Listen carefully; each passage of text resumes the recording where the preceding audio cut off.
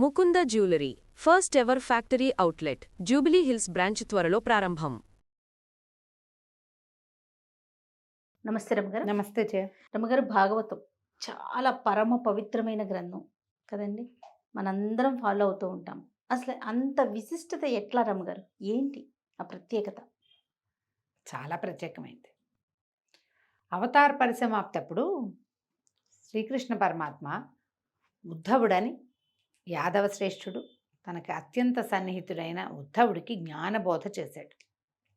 నేను వెళ్ళిపోతానని చెప్పాడు ఉద్ధవుడికి. చెప్పినప్పుడు ఉద్ధవుడు అన్నాడు, ప్రభు నువ్వు వెళ్ళిపోతే ప్రపంచం శూన్యమండలం అయిపోతుంది.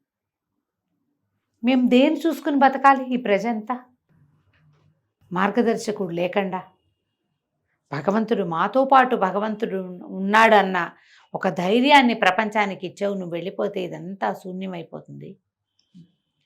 మాకేదైనా ఒక బోధ చేసి వెళ్ళాలి నువ్వు అంటే అప్పుడు ఆయన చెప్పాడట, భాగవతం పఠించాలి, వినాలి, చదవాలి, చెప్పాలి ఎవరికైనా. భాగవతమే నేను, నేనే భాగవతము అని చెప్పాడు. భగవద్గీత చెప్పిన కృష్ణ పరమాత్మ తనే భాగవతాన్ని అని తెలియజేశాడు. ఇది మనకి క్లియర్గా పుస్తకంలోనే ఉంది. అయితే ఏం చెప్పాడంటే, ఎలా జరిగింది ఇది? భాగవతమే భగవంతుడు అవ్వటానికి ఏమిటి అంటే, వ్యాస మహర్షి ఎప్పుడు పుట్టాడు? ఆయన కలియుగపు చివరి భాగంలో అనుకో. పాండవులు వాళ్ళందరికంటే కొంత ముందే కదా వ్యాస భగవానుడు పుట్టింది. ఆయన ఇప్పుడు ఇది వెళ్ళిపోతుంది, ద్వాపర యుగం అయిపోతుంది, తర్వాత కలియుగం వస్తుంది. కలియుగంలో మానవులు అవివేకులుగా జ్ఞానశూన్యులుగా ఉంటారు. ధర్మం ఒక పాదం మీదకి వచ్చేస్తుంది. అందుకని మానవ సమూహానికి మేలు చేయటం కోసం ఆయన ఏం చేశాడు, అప్పటిదాకా ఏకీకృతంగా ఒక ముద్దగా ఉన్నటువంటి దీన్ని, వేదాలని 4 భాగాలుగా విడదీశాడు. విడదీసి 4 భాగాల్ని 4 శిష్యులకు అప్పచెప్పాడు.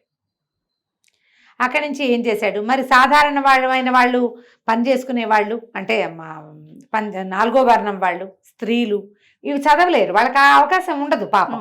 ఆడవాళ్ళు గర్భాలు, పిల్లల్ని కంటము, పిల్లల్ని పెంచుకోవటము, కుటుంబానికి వ్యవహారాలకు బాధ్యతల్లో పడి వాళ్ళు ఇవన్నీ చదువుకోలేరు. అక్కడి నుంచి 4వ వర్ణం వాళ్ళు శక్తిని అనుసరించి పనిచేస్తారు. వాళ్ళ పని చేయటమే కదా వాళ్ళ పని, వృత్తులు అవి చేస్తారు. వాళ్ళు చదువుకుంటూ ఎక్కడ కూర్చుంటారు? వేదాలు అవి చదువుకుంటూ కూర్చోలేరు. మరి వాళ్ళకెట్లా అని ఆలోచించి పురాణ ఇతిహాసాలని రచించాడు.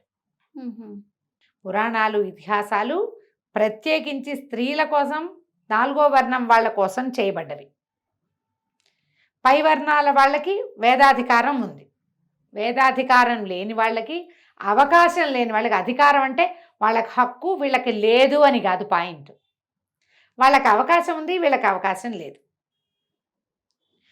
వీళ్ళ కోసం ఇవి సృష్టించి 18 అష్టాదశ పురాణాలు చేసిన, మహాభారతాన్ని రచించిన ఆయనకి సాటిస్ఫాక్షన్ కలగలేదట.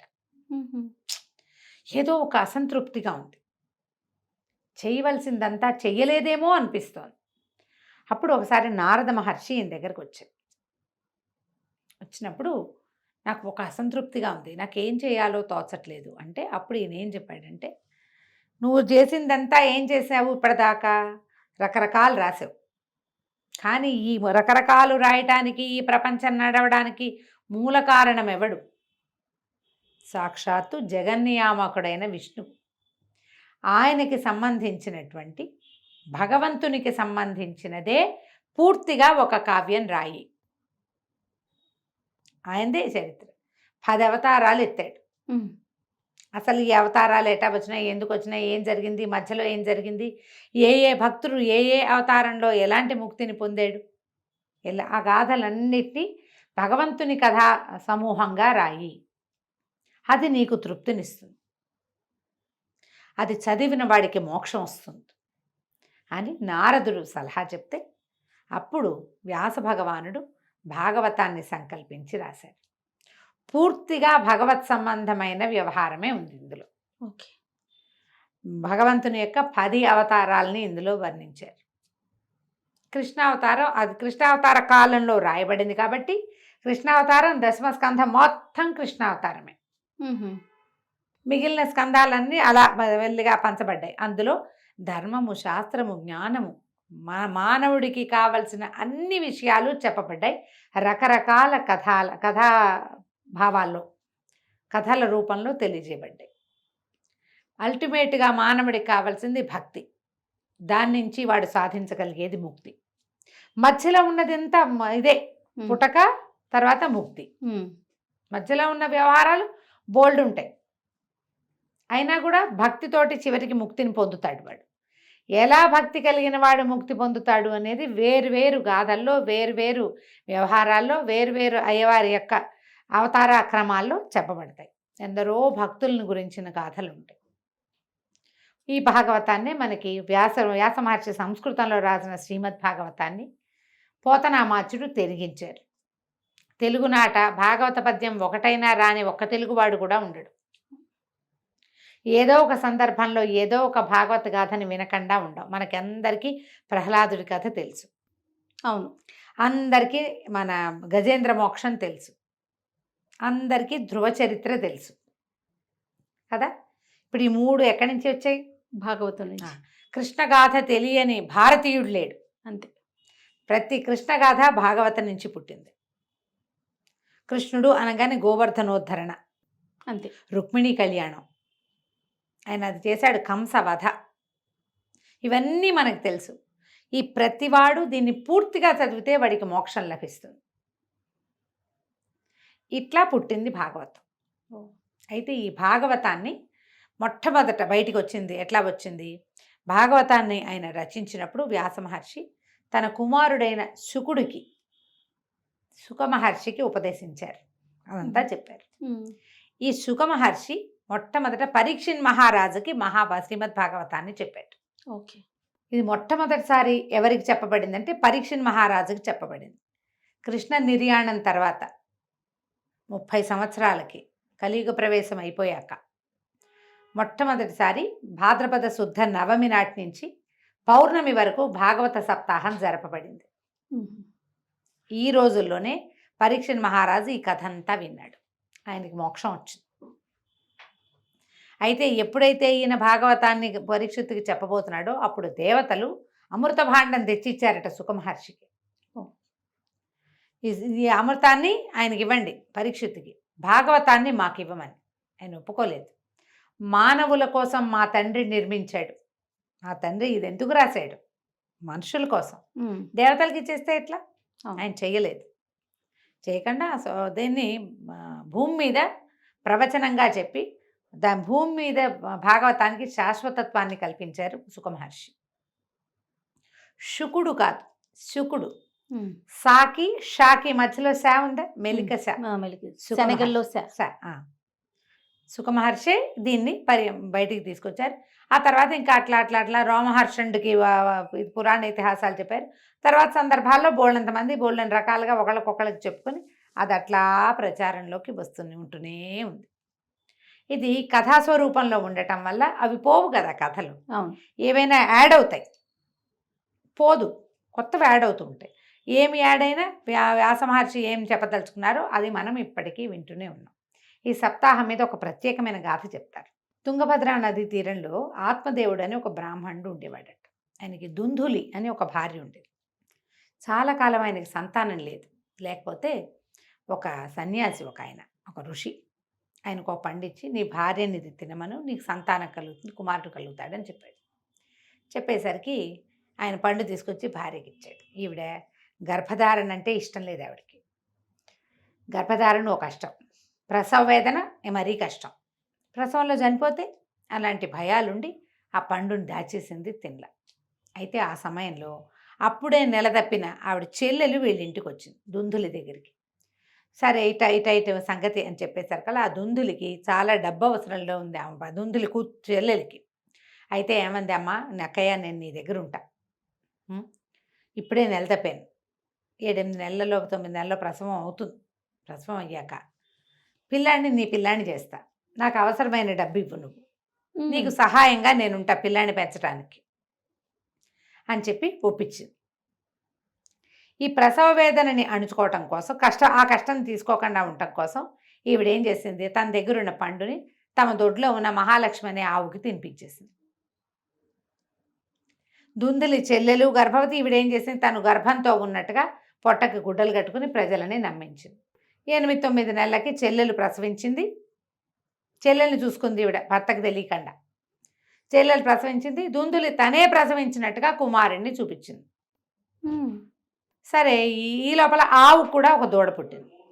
ఈ పుట్టిన దూడ ఏమిటి, మానవ శిశువు చెవులు మాత్రం ఆవు చెవులు. అయ్యో. దూడ పుట్టల, శిశువునే ప్రసవించింది ఆవు. అయితే ఒకేసారి ఆ పిల్లవాడు ఈ పిల్లవాడు పుట్టారు. దుందులు యొక్క కుమారుడు దుందుకారుడు. ఈ ఆవుకు పుట్టిన పిల్లాడిని గోకర్ణుడు పేరుతోటి పిల్లపెట్టడం మొదలుపెట్టారు. చెవులు మాత్రం ఆవు చెవులు ఉండేవి వాడికి. చక్కగా ఇంట్లో 2 పిల్లల్ని సమానంగా పెంచాడు ఆత్మదేవుడు. తమ ఆవుకు పుట్టిన పిల్లవాడు కదా, ఏదో విచిత్రం జరిగింది, ఇట్లా పిల్లాడలే పుట్టాడని అనుకున్నారు. ఇతను చాలా బుద్ధిమంతుడుగా ఉండేవాడు గోకర్ణుడు. దుందుకారుడు మాత్రం పెళ్ళయ్యే పెద్దవాడయ్యే కొంతకి రకరకాల దుర్వ్యసనాలకి లోనయ్యి మరి ఇంట్లో చాలా రకాల ఇబ్బందులు పెట్టి వేశ్యాగమనం చేసి రకరకాల జారత్వాలకి లోనయ్యి ఎవరితోటో చంపబడ్డాడు. చంపబడి అతను చేసిన కుకర్మలకి, బ్రాహ్మణ గృహంలో పుట్టి కూడా ఇలాంటి పనులు చేయటం వల్ల ప్రేత రూపం ధరించి తిరుగుతూ ఉండేవాడు. అయితే గోకర్ణుడు పెద్దవాడయ్యాడు, చక్కగా వివాహం చేసుకున్నాడు. తల్లి తండ్రి గతించారు. పెంచారు కదా, వాళ్ళే అమ్మా నాన్న, వాళ్ళ గోత్రమే ఇచ్చారు అతనికి. అతను కాశీ, గయా, ప్రయాగ అక్కడికి ఇక్కడికి అన్ని క్షేత్రాలకి వెళ్ళి తిరిగి వచ్చి ఒకనాడు కాశీ సమారాధన చేసుకున్నాడు. ఆ రోజున ఈ ప్రేత రూపంలో ఉన్న దుందుకారుడు కూడా ఇక్కడికి వచ్చాడు. వస్తే కనపడ్డాడు.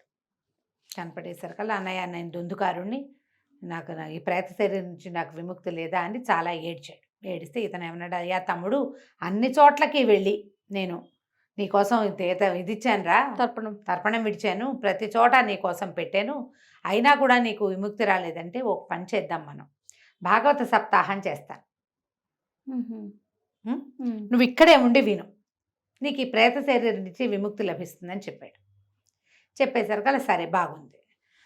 ఇళ్ళకి శుభ్రం చేసుకున్నారు, చుట్టుపక్కల వాళ్ళందరినీ పిలిచారు. ఇదేంటంటే ముఖ్య శ్రోతగా ఒకళ్ళని పెట్టుకోవాలట ఈ సప్తాహాల్లో. ముఖ్య శ్రోత అని ఉండాలి.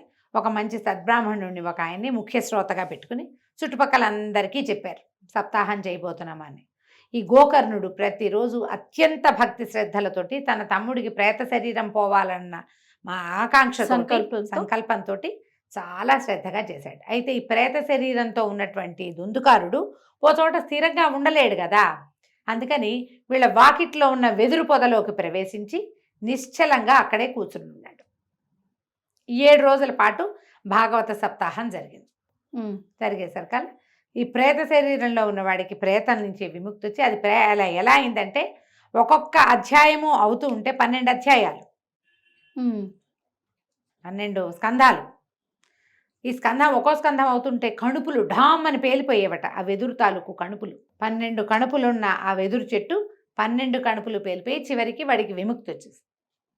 అప్పుడు నారద మహర్షి అక్కడికి వస్తే ప్రశ్నించారట, అయ్యా మరి వీడికి విముక్తి వచ్చింది, ఇంకా ఇంతమంది శ్రోతలు ఉన్నారే, వీళ్ళెవరికీ మోక్షం రాలేదేమిటి అని అడిగితే అప్పుడు ఆయన ఏం చెప్పాడంటే, ఇప్పుడు ఏం చేశారు, మిగిలిన వాళ్ళంతా తమ తమ క్రియలు చేసుకుంటూ ఆగిపోయారు, మధ్య మధ్యలో వేరే వ్యవహారాలు చూసుకుంటూ విన్నారు. ఈయన అలా కాదు కదా. ఈ దుందుకారుడు మాత్రం ఏం చేశాడు, తదేక దీక్షతో తను తరించాలనే ఉద్దేశంతో తన కోసమే చేయబడుతున్న ఆ దాన్ని పరీక్షిత్ ఎట్లా విన్నాడు, అలా విన్నాడు కాబట్టి మోక్షం లభించింది అతనికి అని చెప్పారు.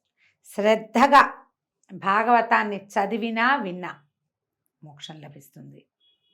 ఇహ శరీరంలో కోరికలు ఏమైనా తీరుతాయా అనే దానికి ఏ సమాధానము లేదు. ఇప్పుడు ఈ జీవితంలో మనం చేయవలసిన కర్మలన్నీ చేసుకుంటూ శ్రద్ధగా వినాలి. మనం ప్రవచనం పెట్టి కాఫీ కలుపుకుంటూ, కాఫీ తాగుతూ, పనులు చేసుకుంటూ, మధ్యలో పని మనిషి వస్తే మాట్లాడుతూ మేము భాగవతం వింటున్నామంటే కుదరదు. వాకింగ్లో భాగవతం వింటాం. మనకి పెద్దవాళ్ళు ఎంతమంది చెప్పారమ్మా, చాగంటి వారు చెప్పారు, సామవేదం వారు కూడా చెప్పినట్టున్నారు, గరికపాటి వారు అప్పుడప్పుడు చెప్తుంటారు రకరకాల ఘట్టాలు. వధుపతి పద్మాకర్ గారు ఆయనది కూడా ఉన్నాయి. భాగవతం ఎంతమందో పెద్దవాళ్ళు చెప్పారు, మనం వింటూనే ఉంటాం. అసలు టీవీ మోగుతూ ఉంటుంది అందరిళ్ళల్లో. అసలు వాకింగ్లో వింటాను చేయా నేను. అవునండి. ప్రతి వాళ్ళ ఫోన్లో ఏదో ఒకటి మోగుతుంటుంది, ప్రతి ఫోన్లోనే ఏదో ఒకటి మోగుతూ ఉంటుంది. నువ్వు మధ్యలో వాళ్ళని వీళ్ళని హాయ్ అంటుంటే ఇదేమిటి గాలి వింటుంది. అలా కాకుండా శ్రద్ధతోటి కనుక చేస్తే భాగవతం అద్భుతమైన ఫలితాలను ఇస్తుంది. ముందు మనకి ఈ మమత్వం, ఇది నేనే, ఇదంతా నాదే, నేనే చేశాను, ఆ గుణాలు తగ్గిపోతాయి, అహంకారం నశిస్తుంది. అత్యద్భుతమైన ఫలితాన్ని ఇస్తుంది భాగవతం. శ్రద్ధగా చదువుకోండి. నాకైతే మరి మీ ద్వారా వినాలని అనిపిస్తోంది రమ్మగారు. మీరు దశమస్కంధం ఏమైనా పరిచయం చేశాం. చేస్తారా? దశమస్కంధం చేశారు. చేసాం. మార్గశిర మాసంలో తిరుప్పావై బదులుగా అది దశమస్కంధం చేసాం. ప్రయత్నం చేద్దాం పుస్తకం పెట్టుకుని కార్తీక పురాణం చేసినట్టు చేయాలి. నేను నీకు చెప్పాను అనుకో, ఆ, అలా పర్ఫెక్ట్గా రాదు. తప్పకుండా రమ్మగారు, మీ వీలును బట్టి. కానీ చెప్పే ప్రయత్నం అయితే చూడండి, కొంచెం సమయం తీసుకుని అయినా. చూద్దాం. ఒక మంచి పుస్తకం తెచ్చుకోవాలి దానికి. ఓకే. కనుక పూర్తి వ్యాస భాగవతాన్ని తెనిగించింది ఏదైనా వ్యాస భాగవతంతో కూడా చెప్పచ్చు. దశమస్కంధం వ్యాస భాగవతంతో చేశాను నేను. అవునవును. ప్రయత్నం చేసి చూద్దాం. తప్పకుండా రమ్మగారు. నమస్తే. నమస్తే జయ.